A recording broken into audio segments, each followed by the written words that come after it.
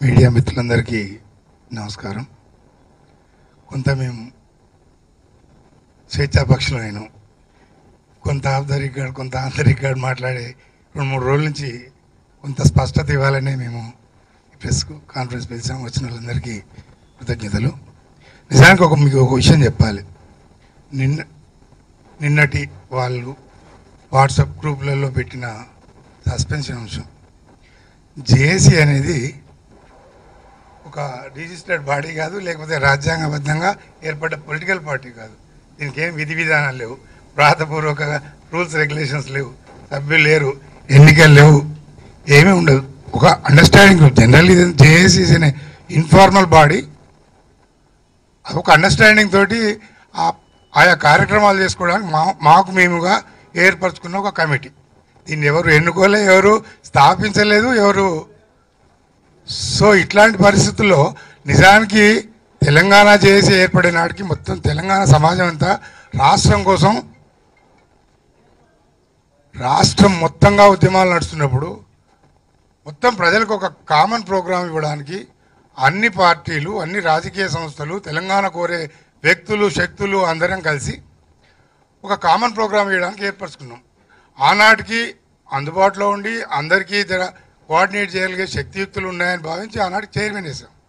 నిజానికి ఇది ఈ మూలాన్ని అర్థం చేసుకోకుండా ఆనాటి నుంచి ఈనాటి వరకు చైర్మన్గా కొనసాగే వ్యక్తి ఇది ఒక సంస్థగా భావిస్తాడా? ఆయనకు సస్పెన్షన్ అనే పదంలో అర్థం లేదు. ఎందుకంటే ఇది ఒక రాజకీయ పార్టీ కాదు, రాజ్యాంగబద్ధంగా ఏర్పడ్డ పొలిటికల్ పార్టీ కాదు, చట్టం ప్రకారం ఏర్పడిన ఎన్ని సంస్థలు కావు. వాటికి మెంబర్షిప్ లేవు, రూల్స్ లేవు, రెగ్యులేషన్స్ లేవు, ఎన్నికల పద్ధతి లేదు, నియమావళి లేదు. లేనప్పుడు సస్పెన్షన్ అనే పాటకు అర్థం లేదు కాబట్టి దాంట్లో మేము పెద్ద బాధపడతలేదు. ఆ విషయం నిజానికి ఒక పొలిటికల్ సైన్స్ ప్రొఫెసర్ అంటే కనీస చట్టాల గురించి తెలిసి ఉంటాయి. సస్పెన్షన్ అనే పదానికి, టర్మినేషన్ అనే పదానికి, ఈ నోటీసులు ఇచ్చే పదానికి ఇవన్నిటికీ ఏం అర్థం లేకుండా గుసగుసగా నలుగురితో కూర్చొని వాట్సాప్లో పెట్టి లీకేజ్ ఇచ్చి ప్రెస్కు మమ్మల్ని సస్పెండ్ చేసినట్టు అవమానంగా మాట్లాడితే అది వాళ్ళ విజ్ఞత వదిలేస్తున్నా. కానీ మా సిస్టర్ ఇప్పటివరకు మాట్లాడినట్టు మేము అది గౌరవంగా భావిస్తున్నాం. ఆ గౌరవం మా సిస్టర్ కూడా దక్కలేదని ఆమె ఆవేదన. నిజానికి మేము జేఏసీ స్థాపించిన వాడి నుంచి మేము ఉన్నాం. సరే, మిగతా పరిణామాలని నేను చెప్పే ముందు అంశాల వారిగా 2-3 విషయాలు మాత్రం మీకు ఖచ్చితంగా చెప్పాలి.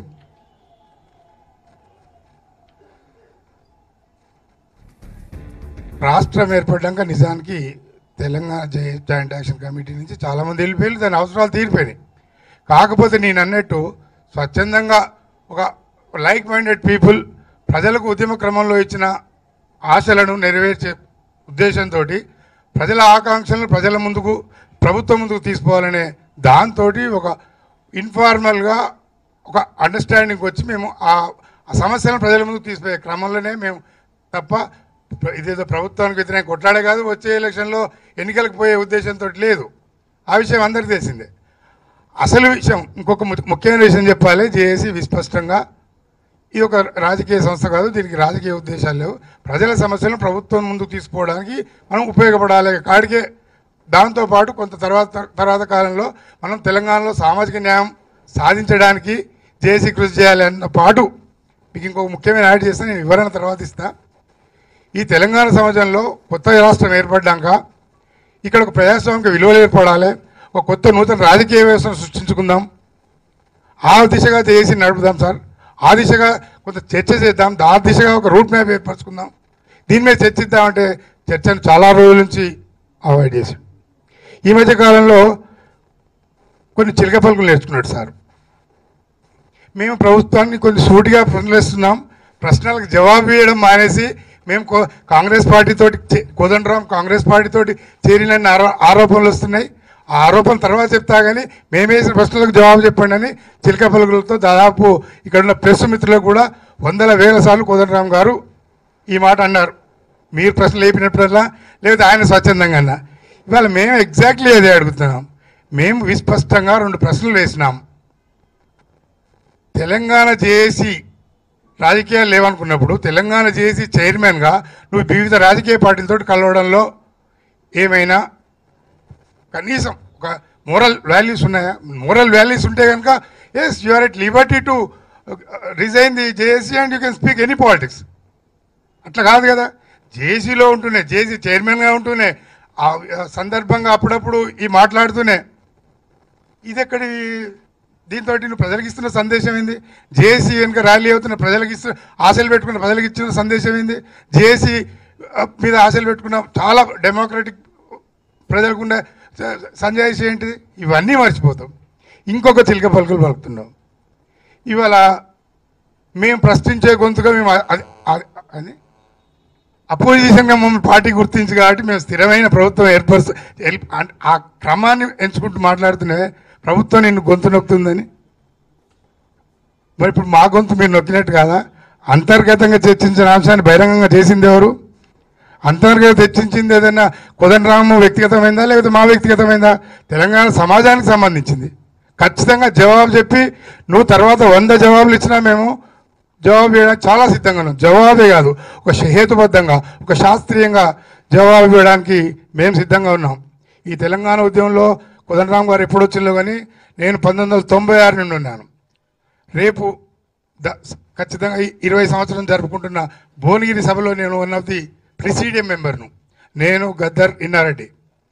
మా గుర్తులు ఇప్పటికీ ఉన్నాయి. మేము తెలంగాణ మాట్లాడే నాటికి ఈ కోదండరామ్ అంటే ఆయన ఇంకా తెలంగాణ ముచ్చట రాలే ఆయన ఎజెండాలోకి. మేము ఆయన గౌరవించినాం. అంతకంటే ముందు నాకు ఆయనతోటి 1984 నుంచి నేను ఉస్మానియా యూనివర్సిటీ లా కాలేజ్ నుంచి బయటపడ్డాక నేను పారోకుల సంఘంలో ఒక ఎగ్జిక్యూటివ్ మెంబర్గా ఉన్నప్పటి నుంచి ఆయనతో అనుబంధం.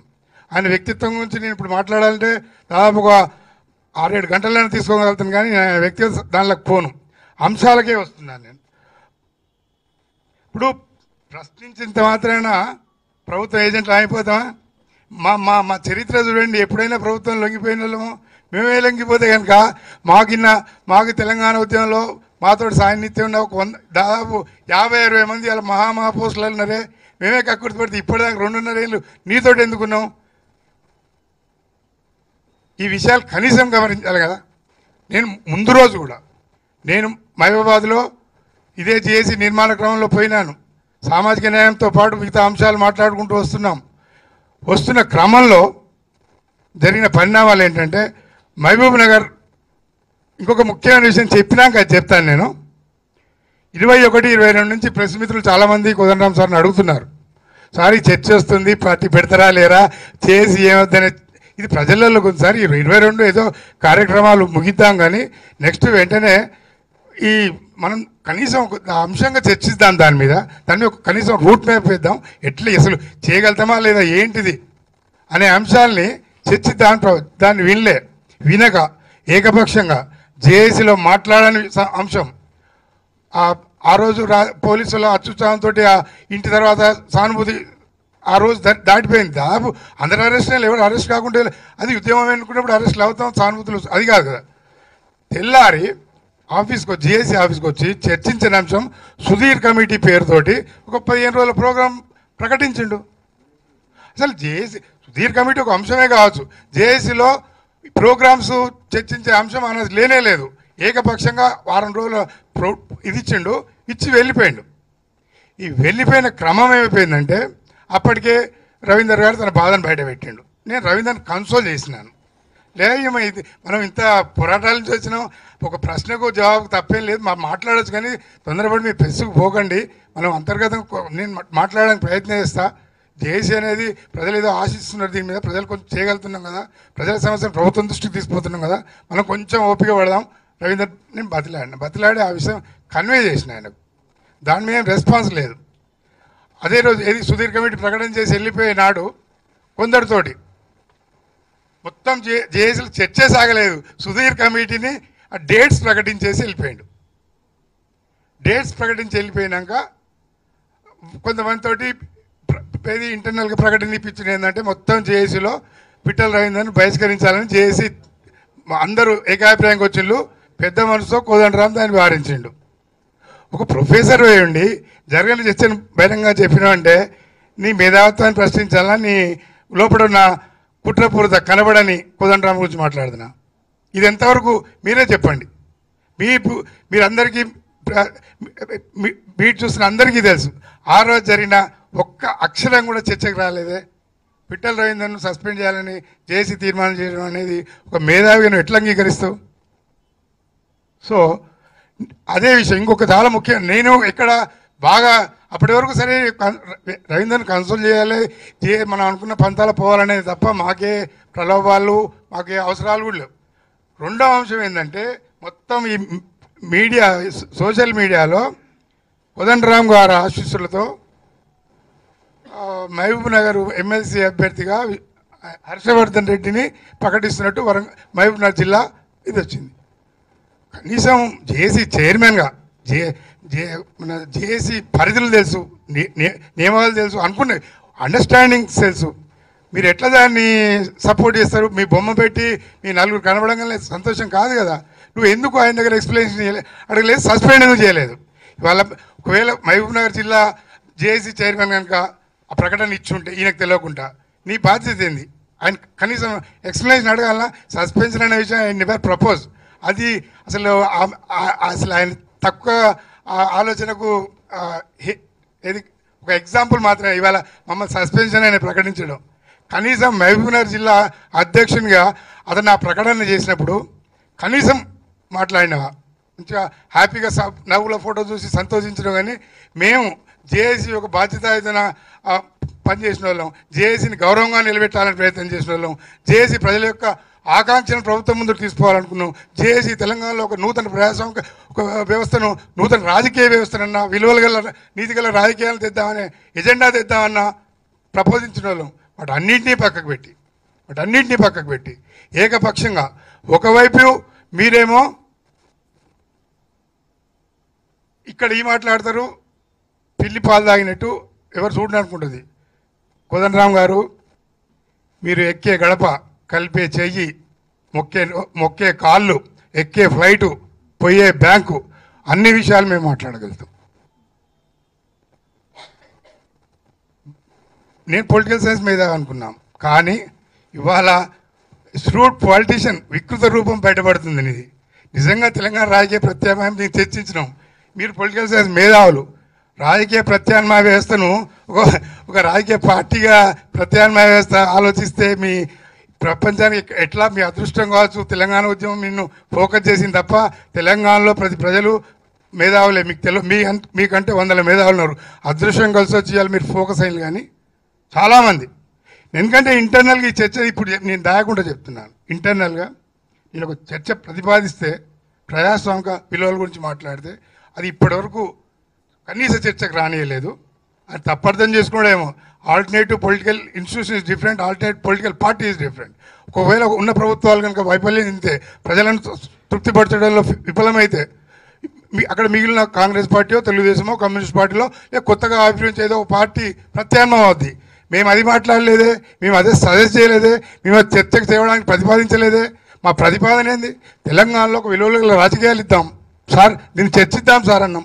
ఇది తప్ప పార్టీలు మారని ఒక రాజకీయ విలువలు ఆహ్వానిద్దాం, పార్టీలు మార్చేటోళ్ళని మనం బహిష్కరిద్దాం, వాల్యూస్ పెంచుదాం, ఉన్న రాజకీయ పార్టీలకు మనం వాళ్ళకు సందేశం ఇద్దాం, ఇట్లా పార్టీ మార్పులను ప్రోత్సహిద్దాం చెప్దాం అనుకున్నాం.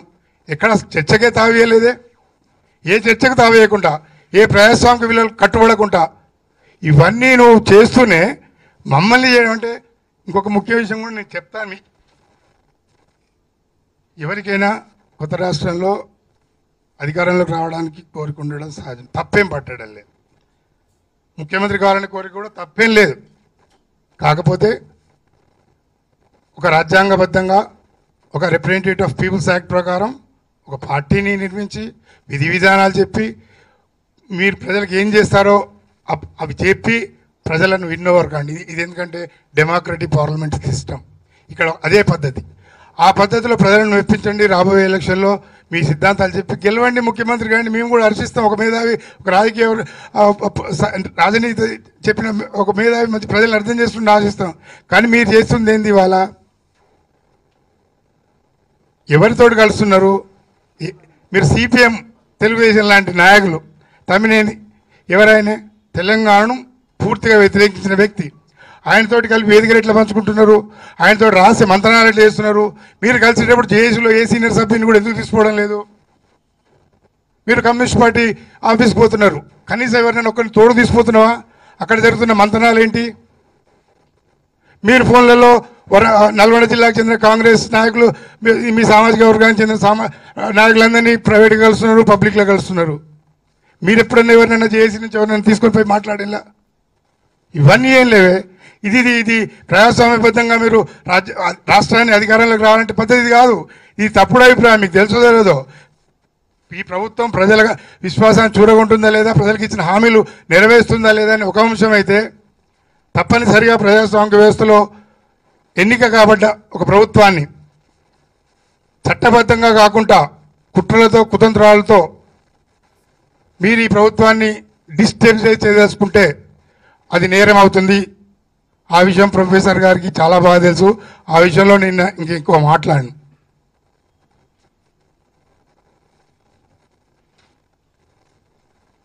సో మిత్రులారా, నేను కంక్లూడ్ చేస్తాను, ఎందుకంటే చాలా వివరాలు మా రవీందరే చెప్తాడు, చెప్పాలి కూడా, ఎందుకంటే వారికి ఈ అంశాల మీద ఇంకా నాకైనా లోతు. నేను చెప్తున్నది ఏంటంటే, ఖచ్చితంగా కోదండరామ్ గారు ఇప్పటికైనా మేము వేసిన సామాజిక న్యాయం గురించి మాట్లాడతారు. ఇప్పటికీ సామాజిక న్యాయం విషయంలో చాలామంది ఉద్యమకారులు వాటికి సంబంధించి కొన్ని రూట్ మ్యాప్ వేసుకుంటున్నారు, పొలిటికల్ పార్టీ మారాలని ఆలోచిస్తున్నారు. వీటన్నిటినీ వాళ్ళంతా సామాజిక వ్యవస్థలు మార్చడంలో టూల్స్ అవుతారు కదా, వాళ్ళతో ఎప్పుడన్నా ఒక అంశం మాట్లాడేలా, ఒకరిని ఎప్పుడైనా కాన్ఫిడెన్స్లు తీసుకున్నారా? మీరు కలిసేటోళ్ళంతా అజ్ఞాతంలో వేరే వాళ్ళని కలుస్తున్నారే. మాకెందుకు డౌట్, మేము ఖచ్చితంగా ప్రజల గురించి ఇది ఇప్పటి వరకు సరే అది ఇంటర్నల్ చర్చ అంటున్నా, కానీ ఇప్పటివరకు జరిగిన పరిణామాలన్నీ తెలంగాణ సమాజానికి అవసరమైన ప్రశ్నలే. ఒక స్పష్టత ఉండాలి, హిడెన్ ఎజెండాస్ వద్దు. దయచేసి ఒక పొలిటికల్ సైన్స్ ప్రొఫెసర్ కోదండరామ్ గారు, మీరు ట్రాన్స్పరెన్సీ అని మాట్లాడతాం కదా మనం అందరం కలిసి, పారదర్శకత ఉండాలి కదా. అధికారంలోకి రావాలంటే అంత అమాయకంగా రారు కదా. ఇక్కడ రాజకీయ వ్యవస్థలు ఫెయిల్ అయినాయి అనుకుంటే, ఇక్కడ నువ్వు తప్ప ఇంకోటి ప్రత్యామ్నాయం కావాలనుకుంటే, ఇలా ప్రజలలో ముఖ్యమంత్రి తర్వాత నీకే అంత గుర్తింపు ఉంది అనుకుంటే ధైర్యంగా పార్టీ పెట్టు.